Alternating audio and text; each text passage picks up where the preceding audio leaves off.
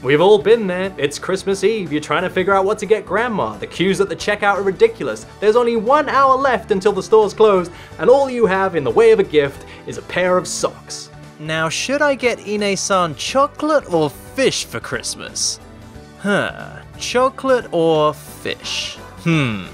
How about milk? She likes milk, right? 1 milk, please. I am very satisfied with my purchase. Shenmue. It wouldn't be Christmas in video games without Shenmue, with all the snow and even Santa making an appearance. There's a special Christmas menu at Ichi Chinese restaurant. Ah, really? I guess we all know how you got so fat. The cat's out of the bag, Santa. Now, even though I have covered this game in a regular episode, there were a few more glitches that would be really cool to show off for Glitchmas. If you remember the episode, you'll have seen a glitch where you could run above the ground in Debuita. This is performed by walking down the steps, letting go of the D-pad here, then tapping left 3 times, walking 4 steps back up the stairs, tapping the right trigger, turning around, and then running away from the stairs. Ryo will now be running in the air. Now, besides the obvious visual comedy of this glitch, this did have an actual use. You could then use this glitch to skip the whole of Disc 1 by clipping out of bounds. Standing above a small shelf outside the bakery, speak to this guy and you'll drop to the ground. Then by alternating left and right on the D-pad, you're able to clip through the shop front. Running all the way around the town while out of bounds means you could get to the otherwise inaccessible bus stop, which you'd have to complete Disc 1 to reach. You could then just jump on the bus and skip all of the first disc. Well, here's another way to do the running on air glitch, but this time it's in Sakuragaoka, and it's actually really easy. You need to find this area where the street comes to a dead end. You'll see this fence at the top of the small hill on the left-hand side. Here we need to get Ryo in a certain position, where his left arm is against the fence and his feet are at 2 different heights. It can be a bit fiddly, but basically get Ryo looking exactly like this and you'll get the glitch. With this set up, now we just have to wait for the day to night transition cutscene that happens at 7 PM. The cutscene will play as normal, and then when the gameplay resumes, the camera will zip across the entire area to catch up with Ryo, who is now way up in the air. During the day to night transition, the game seems to change Ryo's X coordinate whilst maintaining his Y coordinate, and this means he's placed at the height he was, but just in a different place. You're able to explore the area, only now you're 10 foot in the air. There are some restrictions, however. For instance, the collision for walls and objects that exist on the ground extend upwards, although you can go through some buildings. You can even begin training while in the air, which is cool, if not a bit impractical. I really love this glitch. Shenmue is actually a really stable game, so major glitches in a game like this fascinate me. Of course, when you leave the area, Ryo will be put back on the ground where he belongs. Another really interesting glitch lets you get out of bounds at the start of Disc 2. During the search for the real warehouse number 8, instead of avoiding the guards, turn around and head back to the small porter cabin at the entrance to the old warehouse district. Stand in front of the blue sign by the gate, and now you need to move left and right repeatedly.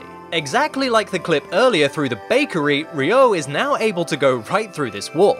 You'll now be inside the cabin, which is pretty interesting I guess, but it gets better. Nothing beyond this wall is solid, and so you're able to run around this whole area relatively unrestricted. There are some invisible solid walls, however, which would prevent you from getting out of bounds if you were on the other side of them. Also, the guards apparently aren't able to spot you like this either. This glitch has the usual graphical effects you see in many games when you're out of bounds, where sections of the world pop in and out depending on where the game thinks you are and what should be seen to save memory. The funny thing is, you can still find warehouse number 8, only you'd actually be inside of it, or at least the model of it anyway. Opening the door to warehouse number 8 loads the interior and thus ends the glitch. And now, for my favorite glitch in the game. Can you spot something wrong with this picture?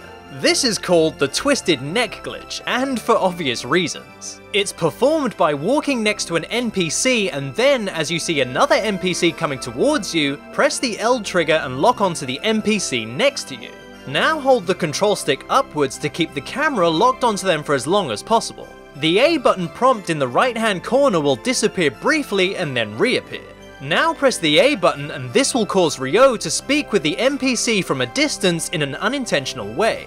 Usually the NPC won't actually respond vocally and then break away from conversation. This will cause the game to think Ryo is still in a conversation and his head will be locked onto the NPC.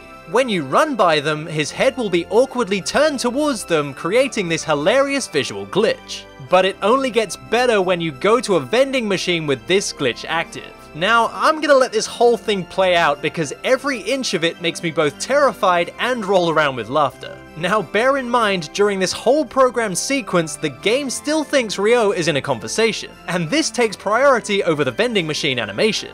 Oh yeah, get that cola nearer to that ear. No, that wasn't enough. I need the whole drink in there, all of the Jet Cola in the ear. This can in the trash throw, he doesn't even care, he knows it's going in. Is she still there? She's still looking at me, right? Watch me run. Eventually, the glitch will iron itself out, but not until I've died with laughter. When he opens that can, that sound effect is just perfect. It has to be said, it's a pretty tricky glitch to get, and I had the game freeze on me a few times trying to get it to work. If the NPC goes too far away from Ryo, the game will just get confused, and this will often result in them looking blankly at you, or you looking longingly at them. You can pause the game, but that's it, the game's frozen. Nothing left to do but reset. In one attempt, the guy just disappeared, and Ryo was just left there standing, all alone. This is one of the best glitches in any game for sure. But that look over Ryo's shoulder when you begin running away, that's the stuff of nightmares. Well, that was terrifying. I think I need to lie down in a dark room. And if you like this episode, hit that like button, share it with everyone you know and love, but most importantly, please subscribe if you want to see more from the series. Head over to the Facebook page for the show. I post updates and sneak peeks to upcoming episodes and keep you guys in the know about all things Son of a Glitch. Or you can follow me on Twitter and keep updated that way. Go on, try it, you might like it.